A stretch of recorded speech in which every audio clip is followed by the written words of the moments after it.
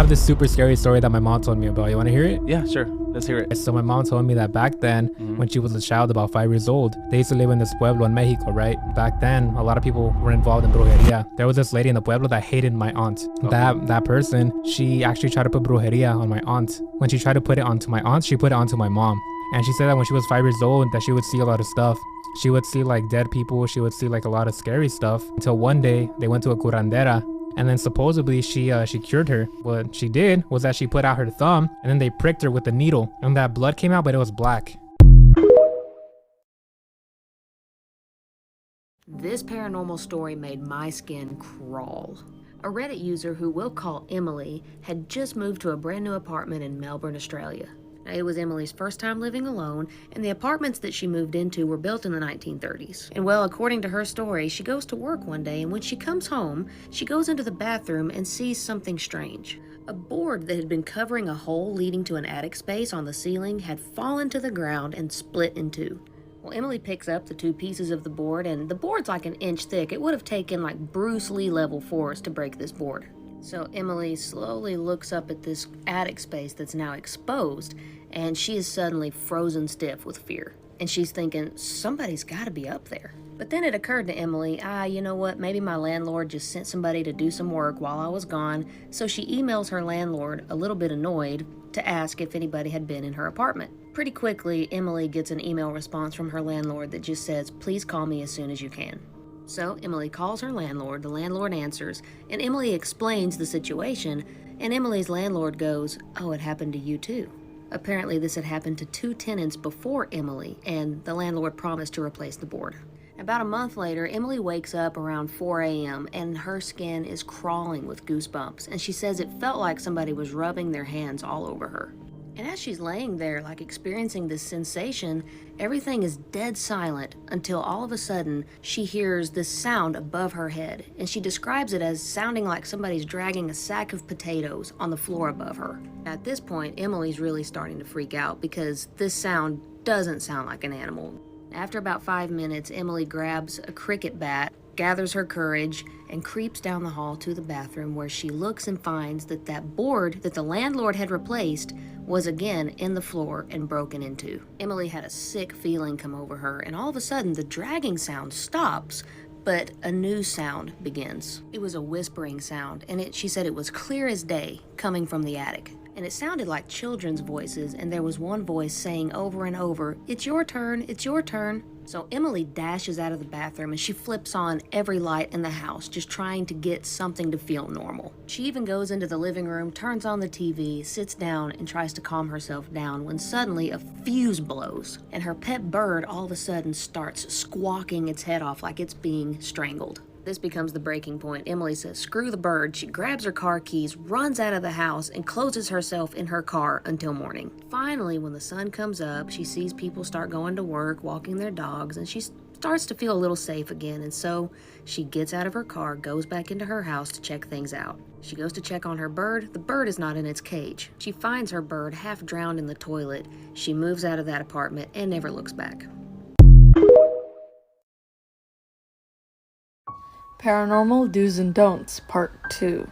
My mom always says never sit or walk under trees at nighttime because jinns and witches, hags, or we call them churils, sit or live in the trees at nighttime or something. Or they like to hide and linger in there. She also says never open the door at 3 to 6 in the morning because things can come in. Because the door is open, stuff like that, or that's their time, the witching hour, so she never opens the door, or she says we shouldn't be out at this hour. Related to that is never have raw meat with you at nighttime when the sun goes down and it's night, and even in 3 in the morning to 6 in the morning, never have raw meat with you because these things get hungry, and they would see that as like a offering or sacrificial kind of lamb, goat, chicken, cow, whatever, and they would come and sniff and have it and eat it, right? So they would follow you. Side note, my grandpa one time walked in Pakistan with raw meat at nighttime, and a ghost or whatever it was literally like slapped him across the face and like tore the bag up while he was walking home at night with raw meat from the butcher shop. My mom also says don't broom at night for some reason. I really don't know where the origin story of that is, but apparently has something related to witches as well, or it can like bring like hags and things in or something. There's some relation. If someone in the comments can message me or say something about what that is. I think this is obvious amongst my followers, but never put a mirror in front of your bed because, you know, these things are in mirrors, like it's a portal, right? So, and you're sleeping and these things can watch you sleep pretty much. My mom always says hello to our house every time we come in because a house has energy and it has memories and emotions that it carries. And I think a house is alive in a sense, and if you talk well and treat it well, it will treat you well too. If you're a religious person or just a spiritual person and you have some kind of protection, always put it at the top of your door when people enter. Try to put it like, my mom has like a Islamic like prayer that she puts on top of the front door when people come in. It's like there, and then even in the hallway she has like this big like verse from the Quran on the wall as well, like a protection thing. So always have like protection stuff around most doors, like to enter and leave the house, like a back door or a front door. If you want to hear more, let me know. I always am happy to tell you guys. This paranormal story will make the hairs on your neck stand straight up. A Reddit user that we'll call Mary moved into a rent house with her boyfriend and another roommate. And she said from the time they moved in, it just never really felt like home. It didn't have that cozy, safe vibe. In fact, it was the exact opposite. Oftentimes, she just would have this creeped out feeling that she was being watched and followed around the house. Well, her boyfriend and roommate worked nights, and so she was often home alone at nighttime. And on this one particular evening, she was in fact home alone, and she was going through her nighttime routine. She was watching a little TV before bed, and that same sense of dread and being creeped out came over her. And as she was sitting there watching TV, she couldn't make herself look down the bedroom hallway, let alone walk down there. And this persisted for about 2 hours of just feeling particularly on edge about the hallway. But after a while, she was tired and sleepy, and she said, you know what, this is ridiculous. I'm just freaking myself out over nothing. I'm going to bed. So she walks down that hallway. She leaves the lights on in the hallway, but she goes and shuts herself in her bedroom, gets into bed, flips off the lamp, and tries to go to sleep. And as she's laying there in bed in the dark, all of a sudden she starts hearing a sound. And it's the sound of her side table drawer creaking open and clicking to a stop. She immediately flips on the lamp and looks, and nothing's out of place. She flips the lamp back off, and this continues to happen about another 6 times before she finally says, screw it, I'm sleeping with the lights on. So she pulls the covers up over her head, and she's just at this point waiting for her boyfriend to come home. And around 3 a.m., her boyfriend does come home, and she's like, thank God, and she tells him everything that's gone on. And he makes fun of her, and he's like, you are being ridiculous. You got yourself freaked out over nothing. It's time to go to sleep. So he flips off the lights, he gets in bed, and all hell breaks loose. One by one, the doors in the hallway start slamming shut. Boom, boom, boom, boom. The closet doors in every room of the house start rattling violently. And the sounds from inside these closets sound like utter destruction. We're talking things being ripped off of hangers, the poles in the closets being ripped down. It just sounds like total chaos. And Mary and her boyfriend are literally hiding under the covers together, absolutely terrified. Everything finally went quiet, and it took about 5 or 10 minutes for Mary to convince her boyfriend to go check out the house. And they knew it wasn't their roommate because their roommate had actually driven 3 hours to see a friend. So the boyfriend goes and checks out the house, opens the closet doors. Nothing is out of place. Needless to say, Mary's boyfriend became a believer, and they moved out of that house shortly after. Y'all, I'm on my way to 1 million followers. Please hit that follow button, like and comment. That helps the algorithm show my videos to more people. Cheers. This is one of the scariest stories I've ever read. It was posted 10 years ago on Reddit by an account called A Writer Named Williams. It was on the subreddit called Let's Not Meet. The story is called Poker Face. So sit back, relax, and enjoy this very scary story.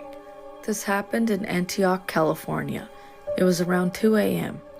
I was at a friend's house, safe in warm, sheltered suburbia. We were having a lot to drink, chit-chatting, enjoying ourselves, of course. When you're having fun, time hits the fast-forward button, and those few minutes turn into an hour. I had too much to drink. My friend has a bit of an abrupt bedtime, so I had to dodge out early, still intoxicated. I felt too shameful thinking I'd be asking too much to stay in his house to sleep off the drunkenness. I suppose he was either too rude or too drunk to consider it himself.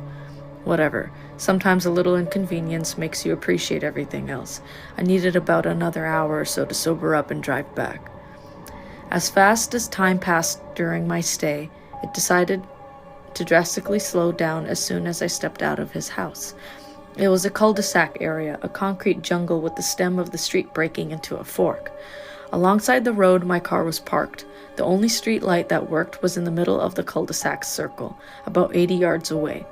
I stumbled towards my car, produced my keys, and felt the metal line up. Opened my door and shifted to the back seat. Because this was a dark, strange, and unfamiliar neighborhood, I took the leftover newspapers and a sweater in my back seat to cover myself up. I was a little scared. I wanted to camouflage myself and not just be some guy awkwardly sitting in his car, waiting for time to pass in order to drive home. I couldn't fall asleep. The uncomfortable feeling of a cheap backseat bed enshrouded in darkness didn't make the chance of slumber easier. It felt too ominous, and of course my mind began to wonder. I thought of worst-case scenarios, like how the police would shine their lights on me through the window, or a drunk driver hitting my car, and... Wait. In the distance, about 100 yards away, I hear footsteps approaching. The gravel scuffed with each step forward, growing in proximity but periodically taking stops. I wondered why until it made sense in my mind. Whoever it was probably looking through cars carefully, with the intent to steal one. I couldn't recall how many cars were on the block, but I counted 3 full stops until he was at my window, breathing. I froze. There was no more than 1 foot between us. The car encapsulated me as I lay hidden beneath backseat clutter, forming myself into an object, trying my hardest to be unnoticeable, unmoving, and simply not there. "I see you," said a 40-plus-year-old man in a perverse baby talk. I imagine when you were playing hide and seek and one of your friends tricks you into coming out, he said it in that tone of voice, as if baiting me, like he was questioning whether the clutter in the back seat was just clutter or a person. I didn't want to move or check the window. I remained clutter. Give me an Academy Award. My body reacted by minimizing my breathing so much that I felt paralyzed. I dare not to look. My eyes fixated on the back of the passenger seat.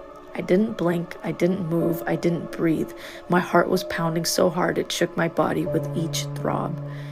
He circled around the car. My ears didn't fail me. I heard the steps. I felt like I was part of the car. I could feel him touching the trunk as he carefully pressed down on it, as if to test the alarm, as if to test me.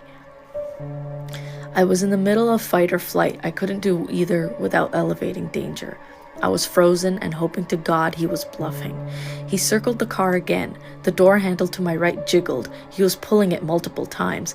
"I see you." Same tone, but more agitated and stressed, more convinced that he was trying to make that clutter move, revealing itself to be one of his expectations that it was me. My muscles tensed like a cow before slaughter. That had to be metal against glass. "Take a penny right now and tap your window." A crowbar, a knife, a rock, a gun? My eyes fixated on the seat in front of me, never averting my gaze like he was. I was covered enough to where I couldn't see beyond the seat in front of me. I know I couldn't see him, but I can feel his eyes resting on top of me. "My name is Poker Face. What's your name?" The voice changed, in a lower, demented, and serious tone. My mind forced a visual. It wasn't anything human. I already accepted my death. I was ready to be shot in the head, ready to take a life-changing bullet, multiple knife wounds. Just make the sleep bearable, not excruciating, as you drain me of life. I wouldn't know how to react. My thoughts grew dimmer. I imagined my friend waking up the next morning after a calm night of safe and sound sleep, only to discover my mutilated, defiled, and bloody body hanging outside of my car door. It was then I heard nothing but my own heart. What was this person doing now? Just staring at me in the middle of the night, talking to me, or a messy pile in the back seat? Time froze. The footsteps were being swallowed in the distance. Thank God he left. I waited another hour until the sun showed hints of itself. I jumped in my front seat and bolted out of there, wide-eyed and sober. And that's the end of the story. My aunt, right? She told me that this one time, like there was a ring at the doorbell. So she goes outside and then she sees on the floor like a bouquet of roses. And she's like, what the fuck? Ah, whatever, flowers for La Virgencita. So she takes it upstairs. And then literally my family from Pennsylvania, they came over the house. They were like, yo, something feels weird about your house. And my aunt goes to my other aunt, like, what are you talking about? It feels like something doesn't belong here. Or like, did you get something? Did you get a gift? Well, I mean, there was flowers outside of the house. I don't know if that's what you're talking about. And she's like, throw them shits out right now. On the little note, it says the name of the flower shop. So my cousin, he searched up the flower shop. Bro, that flower shop closed down like 10 years ago. Whoa. So why is there literally brand new flowers, like beautiful ass flowers coming from that shop? And she was trying to say that that's probably like somebody who is envious on her or try to put something on her. I would like to keep myself anonymous, porfa. Back when my family and I used to live back in Mexico, we used to own this rancho or farm. And back then the bathroom was separated from the house, and so was the kitchen. I was 4 at the time, and my mom and I were going to wash some dishes at the kitchen late at night, so we had to get out of the house and walk all the way to the kitchen, which was on the other side of the rancho. When we got there, I got the urge to pee, so I asked my mom if she can take me to the bathroom because I was scared, since it was late and dark already. But that day, I was misbehaving, so my mom said to me, no, I'm not taking you, you're going alone, and I hope you see... I'll never understand why the fuck parents do this. I hope you see the devil on the way there. I had to pee really bad, so I didn't care about what my mom said.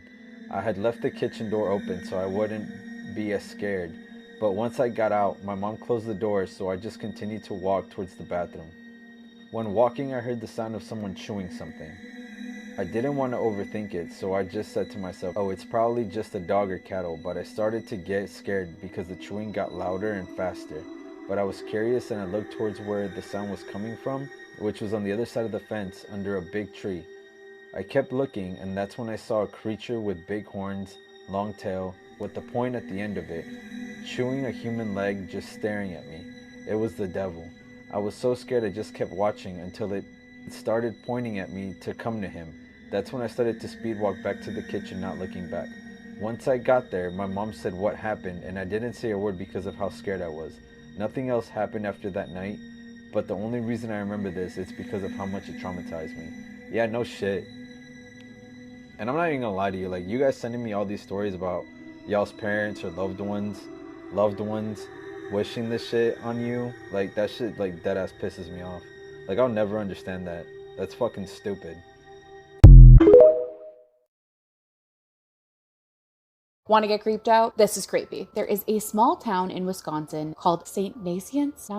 Sorry. Feel free to yell at me. I did look it up, but it just made it worse. Anyways, this town has a very eerie history. The town was founded by a priest named Father Oschwald. He fled religious persecution in Germany and arrived in Wisconsin in 1854. So he fled because he was not only a priest, but also a mystic. He believed that he possessed a gift of healing, and he also studied the properties of plants and herbs. So the Roman Catholic Church had suspended him due to his mystical, prophetic, and heretical works. However, his congregation followed him. They really believed in him. And they formed a society called the Association, based on communal living and shared property. The priest passed away in 1873, and strange events began to unfold. The residents of the town started to report mysterious pounding on the walls of their homes. And this was happening throughout throughout the whole town. His body, when viewed before the burial, showed no signs of decay. His skin was said to have a lifelike complexion, and his hair and fingernails had continued to grow. Which, that happens. The complexion thing is weird. A judge even warned against burying him, not believing that this priest was truly dead. His tomb has since become a topic of fascination and fear. Over the years, the town has faced multiple natural disasters and numerous bizarre occurrences. The events have contributed to the town's reputation of being one of the most haunted towns in Wisconsin. It was 53 years after he passed away that his complexion was still great, which is really strange. There was also a man named Anton that stayed with the priest while he was sick and while he was dying. During that time, he would see the priest gesturing to invisible people. He would extend his hand in blessing and then signal someone away, yet Anton saw no one else in the room. The night that he passed away, there was mysterious pounding on his walls as well. His tomb wasn't yet complete, so he wasn't buried immediately. So he passed away February 26th.